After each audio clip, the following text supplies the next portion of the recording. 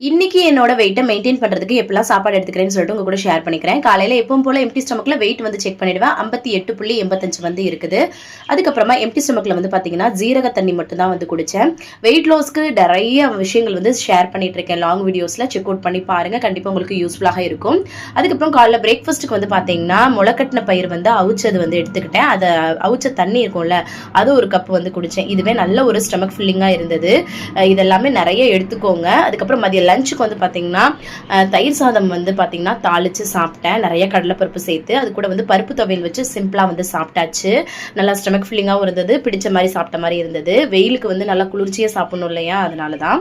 Night டின்னருக்கு வந்து 2 சப்பாத்தி, அது கூட மீன் மேக்கர் கிரேவி வந்து பண்ணியிருந்தேன், அதாவது சோயா சங்க்ஸ் கிரேவி. அதை வச்சு சூப்பராக சாப்பிட்டுட்டு 1 மணி நேரம் நல்லா வாக்கிங் போயிட்டு அதுக்கப்புறமா வார்ம் வாட்டர் குடிச்சு கம்ப்ளீட் பண்ணியாச்சு. தேங்க்ஸ் ஃபார் வாட்சிங் ஃப்ரெண்ட்ஸ். நாளைக்கு பார்க்கலாம். பாய்.